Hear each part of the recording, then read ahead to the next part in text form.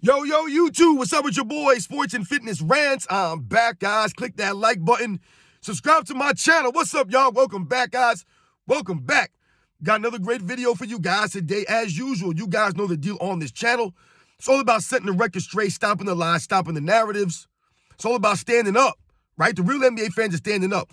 And it's all about they're calling these guys out, man, and holding these guys to a standard. Right? I've told you guys, I've taken aim at some of these NBA players over the last several weeks, and we must hold these guys to a standard. If these guys want to be considered all-time greats, if they want to be mentioned with the greatest players in NBA's history, right, the top players in the history of the NBA, if they want to be mentioned with those guys, then we must hold them to that standard. That's what this has always been about, right? No narratives, no lies, none of these guys trying to rewrite the history, trying to bend reality. We must call these guys out, hold them to a standard, and it must be about the facts, right? And in this video, we're going to speak about Joel Embiid, right? Because this man, I mean, my goodness, this dude is soft, right? And we must call this guy. He must be held to a standard, okay? And I want to thank you guys, man. Everybody across the world, everybody across the states has been supporting my channel. I am truly humbled by all support, guys. Truly, truly humbled. It really means a lot to me, guys. I've told you this. So much respect to all you guys out there. You guys are real basketball fans, man. Real recognize real. So much respect to all you guys that have been supporting my channel. You guys subscribing, liking, the comments, you guys sharing your thoughts, sharing your stories with me. Once again, I'm truly humble, guys. Thank you. And you guys know what to do, man. Turn the volume all the way up. Hit that play button. Remember, these videos are for educational purposes. And let's roll. So, yes, guys, Joel Embiid, like I said, we have taken aim at some of these players over the last several weeks because we must hold these guys to a standard, right? We must continue to do this. We cannot let these guys just continue to skate by, right? Continue to lollygag, right? And do all this nonsense. We can't allow this any longer. We must continue to hold these guys accountable and call them out. And Joel Embiid, man, this man is soft. I got a problem with this guy. He's soft, man. And the way that he talks, the way that he carries himself, I don't respect it, man. I can't. It's hard for me to respect this guy in his career. And one of my biggest problems with Joel Embiid, right, as it pertains to him being soft, is how this man is always missing games. Always missing games. Always ducking the smoke, so to speak, right? Always avoiding tough matchups, certain matchups. This is Joel Embiid over the last several seasons. Now, we all know he came into the league with the foot problems, right? So he missed 2 of his first seasons, right? Recovering from this foot surgery. But this goes to Joel Embiid and his soft nature, right? His frail body. The man can never play more than 60, 65 games. The man's never played 70 games in a season, never sniffed 80 games in a season, never. Not even close to 80 games. Because this man is soft. So this is part of my problem with Joel Embiid. He talks a big game. He talks about he wants to be mentioned with guys like Hakeem Olajuwon, the all-time great centers. But to me, Joel Embiid will never be on those guys' levels. Now, Joel Embiid might have the game, right? He might have the quote-unquote skills at that size, right? The nice jump shot stroke, right? He's a pretty decent rebounder, but he's not an all-time great rebounder. He's a decent defensive player, but he's not an all-time great defensive player, right? Because Joel Embiid is not a great athlete per se, right? Is he known for being a high flyer or a guy that gets up? No, not really, right? Which is why he's not really known for his shot blocking ability at that size, right? He barely averages about 2 blocks a game, Joel Embiid. So his defensive ability is not that great for someone his size.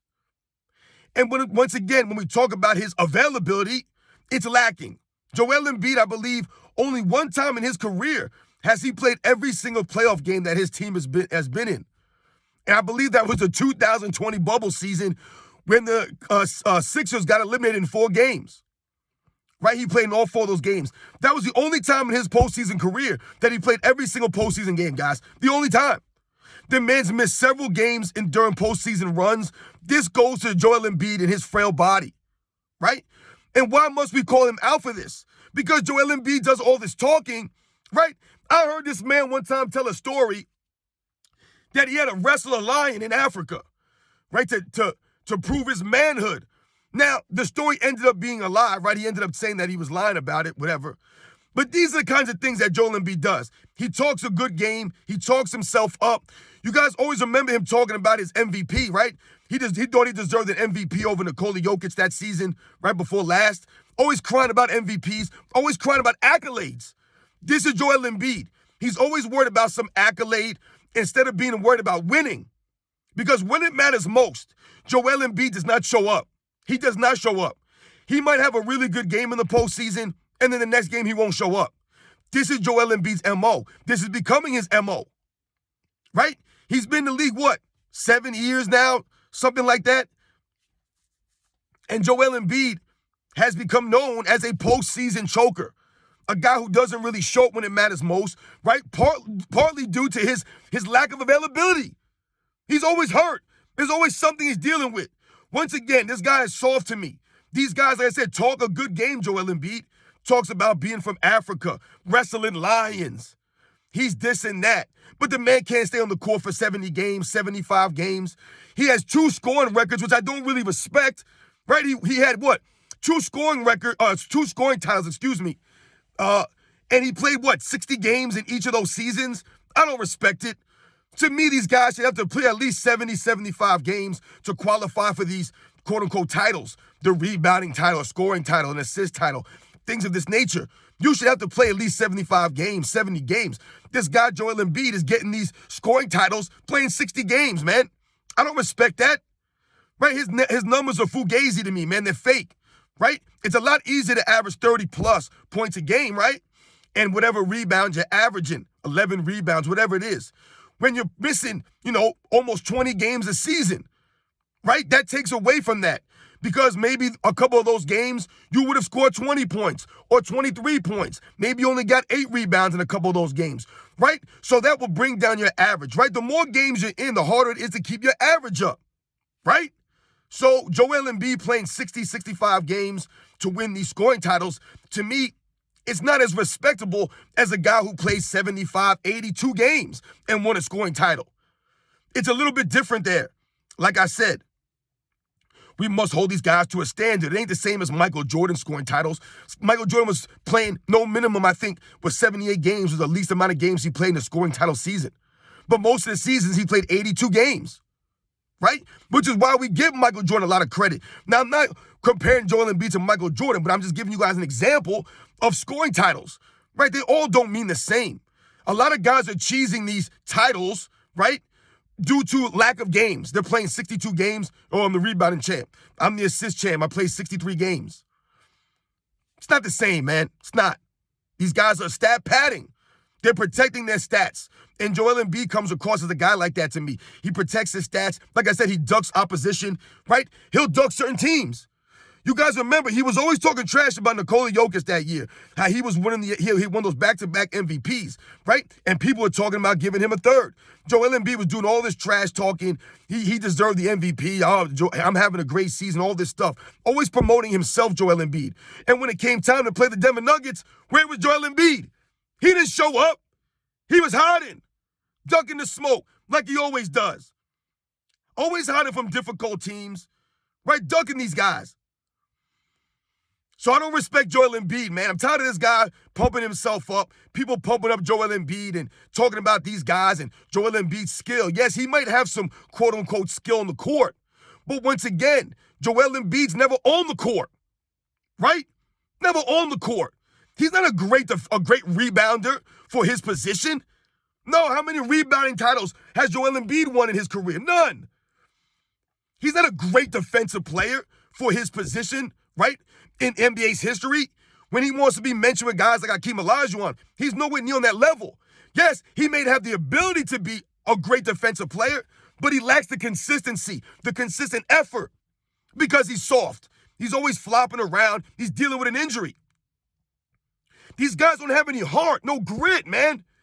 That's what grit is. pushing through pain, little bruises and things of that nature. These guys don't want to push through any of that stuff.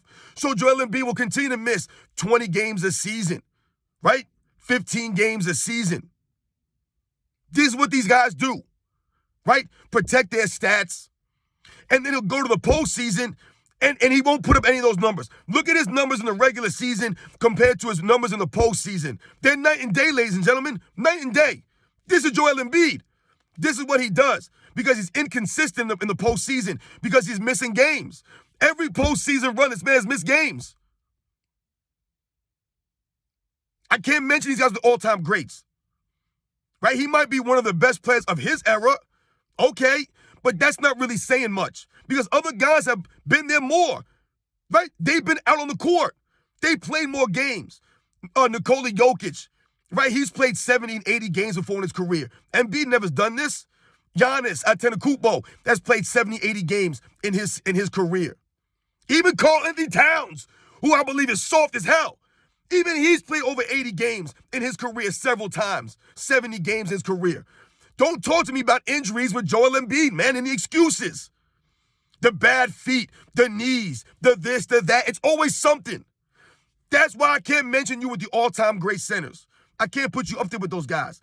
If this is how he's going to continue to play his career, play 60, 62 games, 65 games, right, and try to protect his stats, win these meaningless scoring titles, where's your rebounding titles at?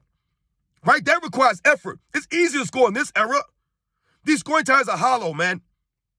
I don't respect it like some of the past eras and some of the past scoring champions in NBA's history. It's not the same, man. And once again, I told you, this guy ducks the smoke, man. Joel Embiid, man. Where's this guy when it counts? People were talking about that Kawhi Leonard bounce, and that's why they lost, and Joel Embiid was crying.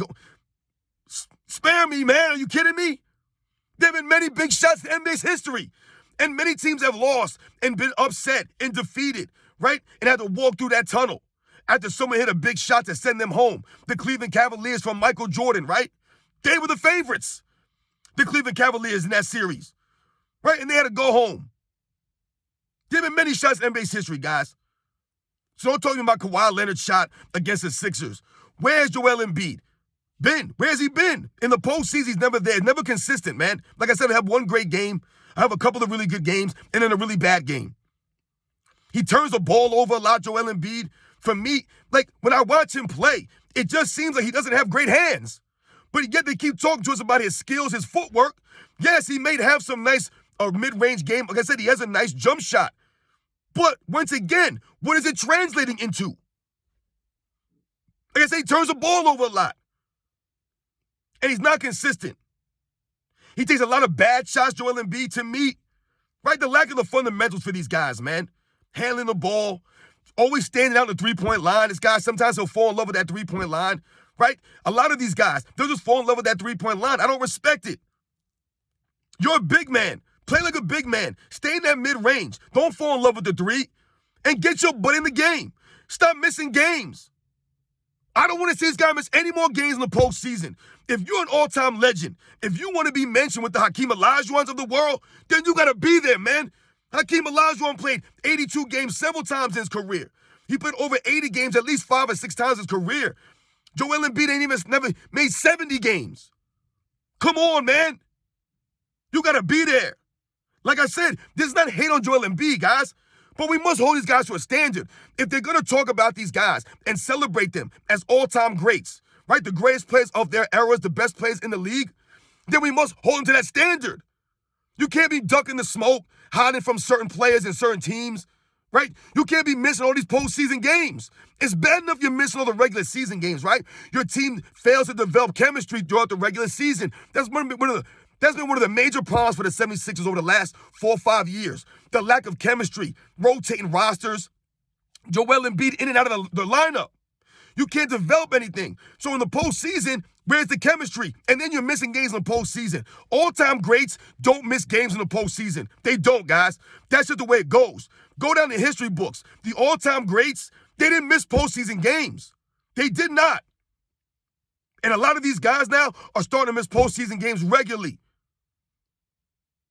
I'm not saying these guys don't get injured and get hurt, man, but they keep telling us these guys are bigger, stronger, faster. These guys have all the advantages over the past eras. And yet these guys seem to miss more games. They seem to not give as much effort, and they seem to be a lot softer mentally and physically. And Joel Embiid is a prime example of that. Look at the size of this man. This man's from a small country in Africa. I mean, my goodness. Once again, I'm not saying this man ain't been through some stuff in his personal life, but when it comes to the all-court game, what he shows us on the all-court, the video footage of him being an NBA basketball player, the man's soft. The man is soft, man. Got no heart, no grit. Always out, always in and out. Always hiding from guys. I don't respect that stuff, man. You guys know the deal, man. Joel Embiid, to me, will never be mentioned with the all-time great centers in NBA's history. I don't care what his game looks like. I don't care how much quote-unquote skill people say he has in his overall game. Once again, like I told you guys, to me, he's not one of the great rebounders at his position. He's not one of the great shot blockers or great defensive players. Yes, he can be a great defensive player. He has played solid defense in his career. I believe he has like 3 all-defensive teams, I think. But 3? Right? He's never really in the running for a Defensive Player of the Year award. The consistency's not there. He's only playing 60, 62 games, 65 games, whatever it is. That takes away from his greatness, man, when we talk about all-time greats. Is Joel Embiid going to be a Hall of Famer? Yeah, absolutely, he'll be a Hall of Famer, man. But once again, we're not just talking about Hall of Famers, right? And just talking about you making the Hall of Fame. When they're mentioning this guy and he says that he wants to be mentioned with the Hakeem Olajuwons, Hakeem Olajuwon's a top 10 player in NBA's history. Someone argues a top 5 player in NBA's history. Some people would argue he's the greatest center in NBA's history. So if you want to be mentioned with that kind of guy, then you got to show up. And you got to give it your all and not dunk the place. Hakeem wasn't dunking David Robinson or Patrick Ewing or Shaquille O'Neal or Dikembe Mutombo. He wasn't dunking none of them dudes. None of those guys ducked each other. Whoever was next up on the schedule, I told you, when you turn on the TV, they were going to be there. Joel Embiid, you can't say that about him. And like I told you, he'll have a great game and then have a clunker. Wrestling lines, man. Get out of here, man. Wrestling, dude, play 80 games in a season, man. That would be impressive to me. That's more impressive than you wrestling a line, which, like I said, we all know he was lying about, and, he was probably trying to be funny. But come on, man. And once again, Joel Embiid's worried about a lot of nonsense a lot of times. Like I said, he's always doing talking in the social media and things of that nature, running his mouth, but ducking Nikola Jokic, ducking this guy, ducking that guy. Dude is soft, man. Act like a clown out there, man. You guys know the deal, man. We must call these guys out, hold them to a standard, man. Right? These guys are great players. This is not about them not being a great player. I'm not saying these guys aren't great players. I gotta tell you, these guys are all-time greats. That's why I'm holding them to a standard. They're not just regular guys. My goodness, man. I'll catch you guys on the next one.